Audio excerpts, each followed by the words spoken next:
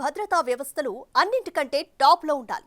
ఇదే టార్గెట్గా ఇప్పుడు చాలా ప్రయోగాలు జరుగుతున్నాయి. రకరకాల గ్రూపులు క్రియేట్ అవుతున్నాయి. ఏ దేశం కూడా కనీసం ఊహించలేని విధంగా భారత యుద్ధ తంత్రాలు రెడీ అవుతున్నాయి. Signals technology evolution and adaptation group, operation Udbhav project, army design bureau ఇవి కేవలం ఉదాహరణలు మాత్రమే. ఇలాంటివి మరెన్నో రాబోతున్నాయి.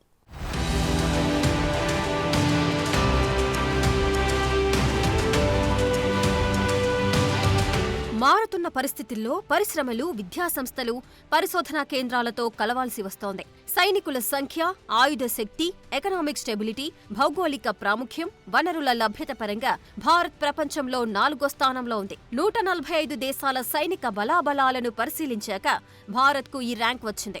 ఇండియన్ ఆర్మీ పోరాట శక్తి చాలా ఉంటుంది. ఇప్పుడు వీరికి అడ్వాన్స్డ్ టెక్నాలజీ తోడైతే మరింత పవర్ఫుల్ అవడం ఖాయం. స్వాతంత్ర్యం వచ్చాక మన సైన్యం పాకిస్తాన్తో 1947-48 మధ్య కాశ్మీర్ రక్షణ కోసం పోరాడింది. 1971లో బంగ్లాదేశ్లోనూ, 1999లో కార్గిల్లో పాక్తో యుద్ధాలు చేసింది. 1962లో చైనాతో తలపడింది. 2013లో చైనాతో భారీ సరిహద్దు దగ్గర ఉద్రిక్తలు తలెత్తాయి. 2014లో 3 వారాల పాటు చైనా సేనలను ఢీకొంది. ఇక 2017లో డోక్లాంలో 73 రోజుల పాటు సైనిక ప్రతిష్టంభనలో ఎక్కడా తగ్గకుండా ఢీకొంది. 2020లో గల్వాన్ వ్యాలీలో 2 దేశాల దళాలు సంఘర్షణకు దిగాయి. 2022 డిసెంబర్లో వాస్తవాధీన రేఖ వెంబడి మళ్లీ తలపడ్డాయి. ఈశాన్యంలో తిరుగుబాటుదారులతో పోరాడుతోంది. కాశ్మీర్లో పాక్ ప్రేరిత ఉగ్రవాదుల ఏరివేతకు పలు ఆపరేషన్లు, నియంత్రణా చర్యలను చేపట్టి ఇప్పటికీ కొనసాగిస్తోంది. పశ్చిమాన పాకిస్తాన్, ఉత్తరాన చైనా నుంచి ఇలాంటి సంఘర్షణలెన్నో ఎదుర్కొంది మన సైన్యం.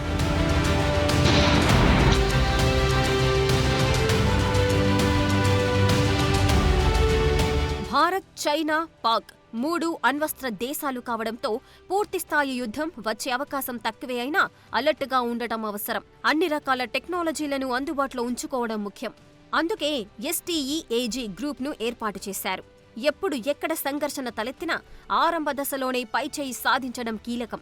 అందుకోసం సేనలు అత్యాధునిక ఆయుధాలను, అడ్వాన్స్డ్ కమ్యూనికేషన్ టెక్నాలజీలను సమన్వయంగా వాడాల్సి ఉంటుంది. ఇప్పటికే భారత ఆర్మీ చైనా, పాక్ సరిహద్దుల్లో IBG పేరుతో సరికొత్త దళాలను రంగంలోకి దించుతోంది. ఒక్కో IBG యూనిట్లో 8,000 నుంచి 10,000 వరకు జవాన్లుంటారు. ఎప్పుడంటే అప్పుడు బోర్డర్లో పోరాటానికి IBGలు సిద్ధంగా ఉంటాయి. పశ్చిమాన ఎడారుల్లో, ఉత్తరాన హిమాలయాల్లోనూ పోరాడే శక్తి సామర్థ్యాలు వీటి సొంతం.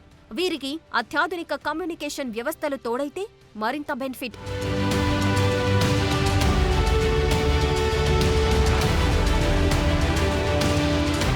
భారత సైన్యం ఆత్మనిర్భర్ భారత్ కింద అత్యాధునిక ఆయుధాలు, లేటెస్ట్ టెక్నాలజీని ఎప్పటికప్పుడు అందిపుచ్చుకుంటోంది. విదేశాలపై ఆధారపడకుండా సొంతంగా డ్రోన్లు, శత్రు డ్రోన్లను కూల్చేసే కౌంటర్ డ్రోన్లు, లాయిటరింగ్ మ్యూనిషన్స్, మానవరహిత విమానాల రూపకల్పనలో ఆర్మీ డిజైన్ బ్యూరో ADB ఇప్పటికే నిమగ్నమైంది. ఈ వ్యవస్థలో 1,200 పరిశ్రమలు, 200 ఉన్నత విద్యా సంస్థలు, 50 పరిశోధనా సంస్థలు భాగస్వామ్యమయ్యాయి. లేటెస్ట్ వార్ఫేర్కు ఉపయోగపడే 45 ప్రత్యేక సాంకేతిక పరిజ్ఞానాలతో లేటెస్ట్ ఆయుధ వ్యవస్థల రూపకల్పనకు 120 ప్రాజెక్టులు కొనసాగుతున్నాయి. సాంకేతిక విద్యాసంస్థల్లో కృత్రిమ మేధ, క్వాంటం ల్యాబ్లను, 5G, 6G సాంకేతికతలతో ప్రయోగాలు కొనసాగుతున్నాయి.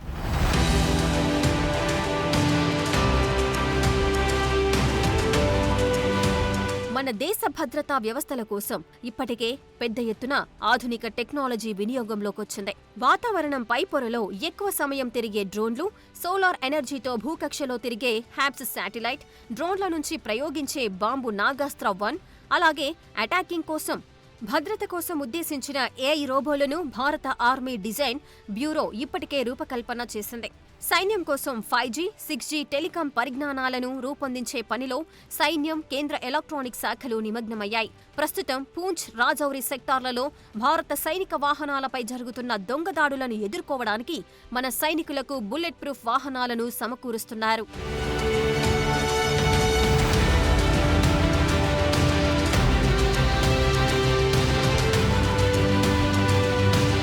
కేవలం అడ్వాన్స్డ్ టెక్నాలజీనే కాదు, మన పాతతరం యుద్ధ తంత్రాలపైన ఆర్మీ అధ్యయనం చేస్తోంది.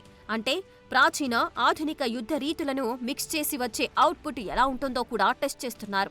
ప్రాచీన గ్రంథాల్లో వర్ణించిన పోరాట పద్ధతులను చంద్రగుప్త మౌర్యుడు, అశోకుడు, చోళులు, ఇతర రాజ్యాలు అనుసరించిన యుద్ధ వ్యూహాలను బయటకు తీస్తున్నారు. వీటి నుంచి అవుట్కమ్ తీసుకుని వాటికి ఇప్పటి టెక్నాలజీని జోడించే ఆలోచన కొనసాగుతోంది. దీనికోసం 2023 అక్టోబర్లో ఆపరేషన్ ఉద్భవ్ ప్రాజెక్టును ప్రారంభించింది భారత ఆర్మీ. వ్యూహాలు, గూఢచర్యం, మానసిక యుద్ధాలపై సమగ్ర అవగాహనకు ఈ ప్రాజెక్టు తోడ్పడుతుంది.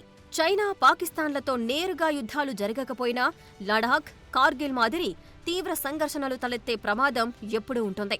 వాటిని ఎదుర్కోవడానికి భారత ఆర్మీ సిద్ధంగా ఉంది. అలాగే రష్యా, ఉక్రెయిన్ యుద్ధంలో డ్రోన్లు, ఎలక్ట్రానిక్ వ్యవస్థలు పోషిస్తున్న కీలక పాత్రను స్టడీ చేసి భావి పోరాటాలకు సన్నద్ధంగా ఉండాలని డిసైడ్ అయ్యారు. సరికొత్త software, quantum computing, artificial intelligence వంటి సాంకేతిక పరిజ్ఞానాలతో స్వశక్తితో ప్రపంచ పోరాట శక్తిగా మారడానికి భారత ఆర్మీ చాలా అడ్వాన్స్డ్ ప్రాజెక్టులలో నిమగ్నమై ఉంది. మారుతున్న యుద్ధ పరిస్థితులకు తగినట్లుగా సాంకేతికతను అందిపుచ్చుకుంటూ ఆధునిక వ్యూహాలతో ముందడుగు వేస్తోంది. ఇది అవసరం కూడా.